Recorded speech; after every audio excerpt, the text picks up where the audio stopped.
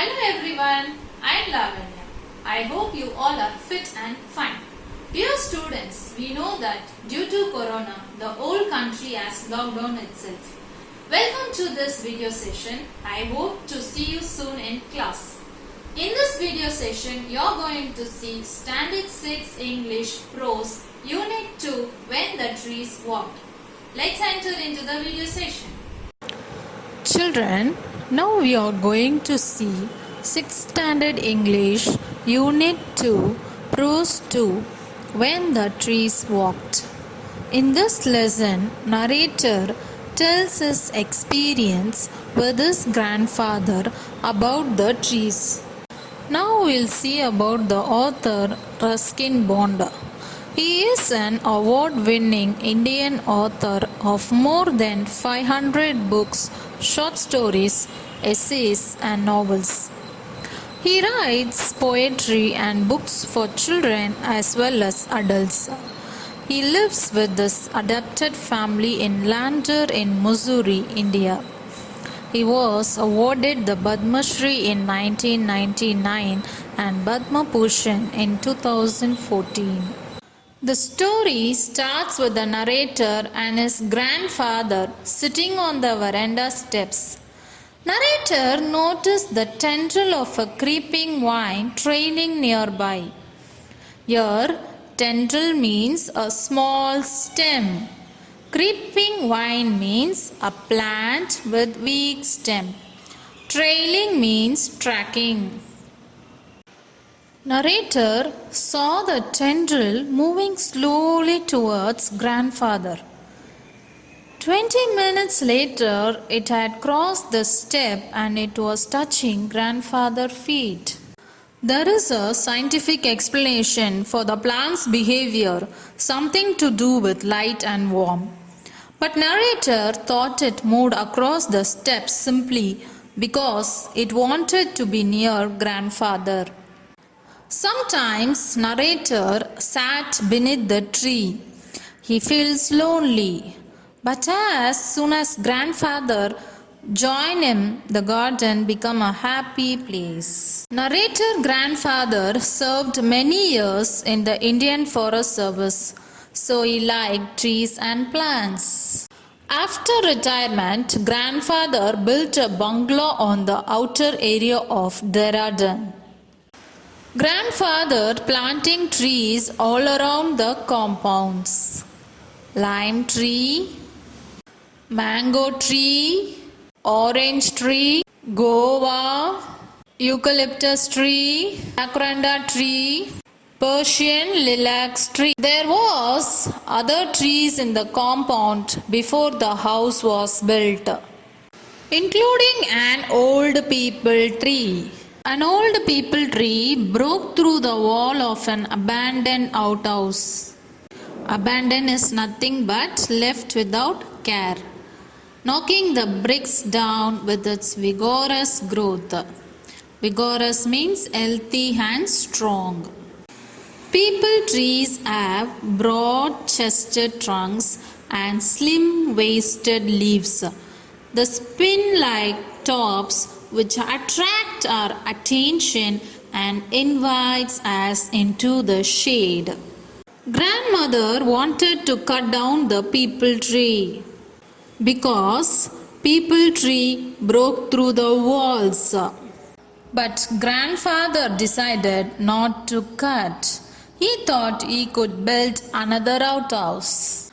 Grandmother was not against trees, but she always preferred growing flowers.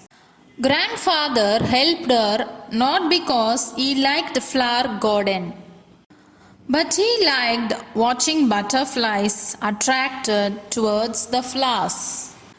Grandfather was not content with growing trees in their compound.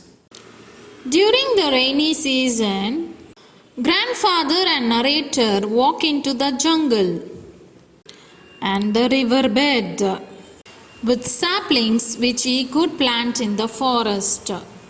But the narrator questioned the grandfather that no one could come there.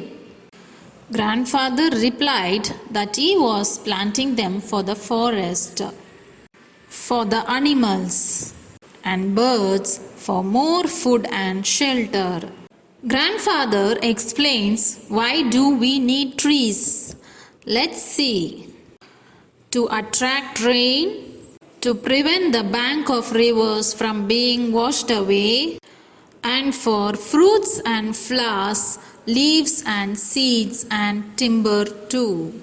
Men are cutting down the trees but not replacing them.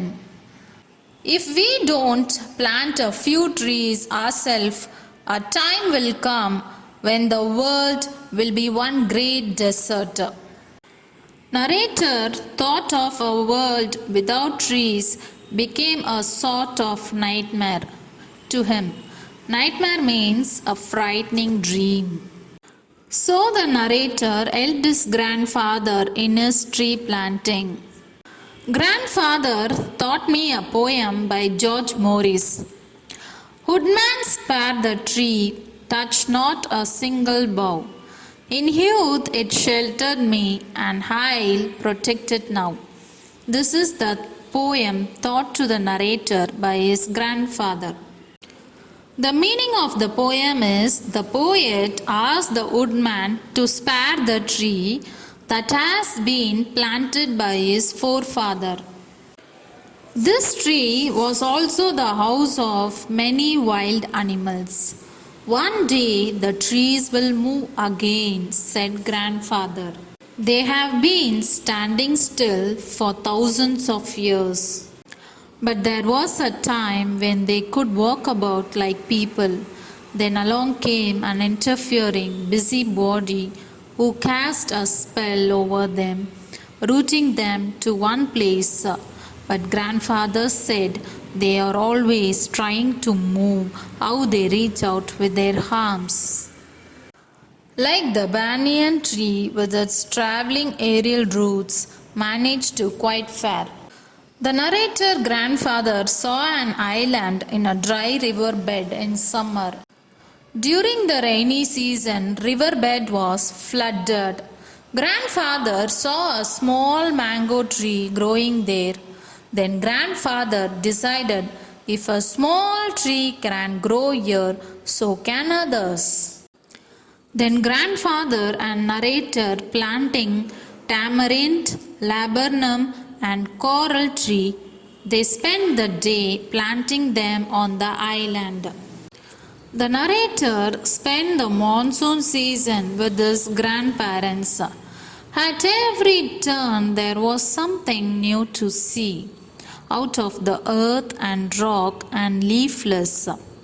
But the magic touch of the rains had brought life and greenness. You could see the broad veins, growing plants, stranger, kinder, most unlikely of place. A peepal tree could take root in the ceiling. A mango tree could sprout on the window side. If you want to live in a tree, that's all right by me, said grandmother crossly. But I like having a roof over my head, and I'm not going to have my roof brought down by the jungle. During Second World War, narrator was sent away to a boarding school. The narrator went to live with his father in Delhi. Narrator grandparents sold the house and went to England. 2 or 3 years later, I too went to England and was away from India for several years. When narrator returned to Dehradun after many years, he walked towards the dry river bed. Narrator was surprised to see the spectacular view of the island where they had planted coral tree saplings. Here, spectacular means amazing. Narrator could hear squirrels and quail asking him, "Who are you?" The narrator could see that the trees recognized him and came nearer. They whispered something. Narrator noticed a small tree, wild tree, and grasses. The trees we had planted long ago had multiplied. They were walking again in one small corner of the world. Grandfather's dream had come true. Children, now we come to the end of the story. Hope you all understood. Thank you.